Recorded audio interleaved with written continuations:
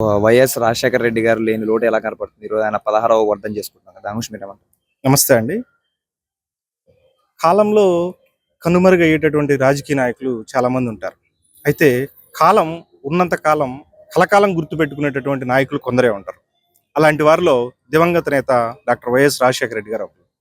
మీరు గనక చూస్తే ప్రజల కోసం, ప్రజల చేత ఎన్నుకోబడినటువంటి నాయకులు చాలామంది ఈ రాజకీయాల్లో ఉంటారు. కానీ ప్రజల కొరకు తమ యొక్క జీవితాన్ని పణంగా పెట్టి ప్రజల యొక్క కష్టాలను తెలుసుకునేందుకు పాదయాత్ర అనేటటువంటి ఒక అంశాన్ని ఈ రాష్ట్రంలో ప్రజల ముందుకు తీసుకొచ్చినటువంటి ఒకే ఒక వ్యక్తి దివంగత నేత డాక్టర్ వైఎస్ రాజశేఖర రెడ్డి గారు.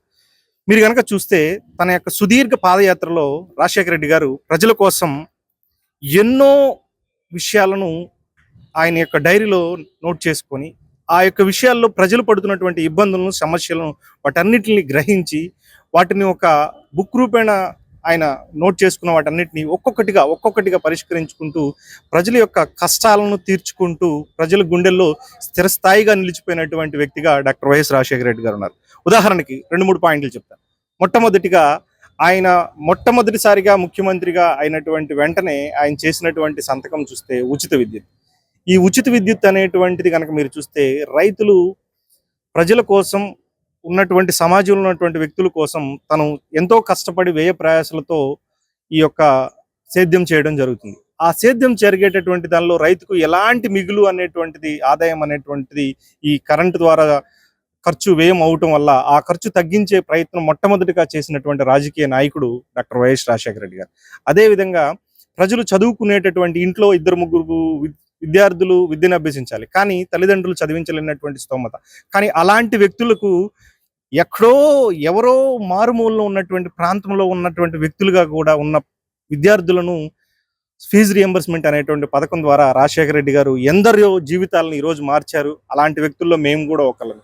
అదేవిధంగా ఇంకొక పథకం కనుక చూసుకుంటే, ఎక్కడో రోడ్డు మీద ఒక వ్యక్తి యాదృచ్ఛికంగా ఒక యాక్సిడెంట్ జరిగి అతను అపస్మారక స్థితిలో ఉన్నటువంటి వ్యక్తుల్ని ఎవరు ఆదరించి వారికి సహాయం అందించేటటువంటి ప్రయత్నం చేయాలంటే భయపడే సన్నివేశంలో ఆ సందర్భాన్ని ఆరోగ్యశ్రీ అనేటువంటి ఒక పథకం గుర్తించి పథకం దాన్ని రూపకర్తగా నియమించి ఆ పథకం ద్వారా ప్రజలకు ఎన్నో మేళ్లు, ఎక్కడ యాక్సిడెంట్ జరిగినా మీరు కనుక చూస్తే కుయ్ కుయ్ కుయ్ కుయ్ కుయ్ అంటూ ఆ అంబులెన్స్ సౌండ్లోనే మహానేత రాజశేఖర రెడ్డి గారి యొక్క ఆలోచన విధానం ప్రజలు మొత్తం హృదయాల్లోకి వెళ్ళింది. ఇలా ఎన్నో పథకాలకు రూపకర్తగా అయినటువంటి దివంగత డాక్టర్ వైఎస్ రాజశేఖర రెడ్డి గారు మేమందరం ఎప్పుడూ స్మరించుకుంటాం. ఆయన మా గుండెల్లో కాదు, ప్రతి ప్రజల గుండెల్లో ఆయన చిరస్థాయిగా నిలిచి ఉంటాడు.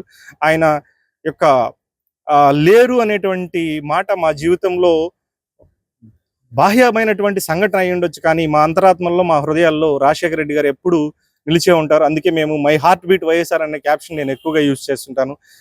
రాజశేఖర రెడ్డి గారు ఎక్కడ ఉన్నా సరే ఆయన ఆత్మ మా హృదయాల్లో, మా యొక్క తలంపుల్లో ఎప్పుడు నిలిచి ఉంటుందని భావిస్తున్నాను. Thank you. అలాగే చివరిగా ఒకటి చెప్పండి సార్. అంటే అప్పట్లో రాజశేఖర రెడ్డి గారు సీఎం కాకముందు చదువుకోవాలంటే ఒక పేద విద్యార్థి చాలా కష్టాలు పడేవారు. అలాంటిది రాజశేఖర రెడ్డి గారు వచ్చిన తర్వాత ఒక చదువుకోవాలి అంటే చాలా ఎంతో స్వచ్ఛందంగా వచ్చి చదువుకోవాల్సిన ఛాన్స్ కూడా ఉన్నాయి కదా. మీకు ఒక చిన్న ఎగ్జాంపుల్ చెబుతాను. పూర్వం రోజుల్లో ఒక రాజు ఉండేవాడు.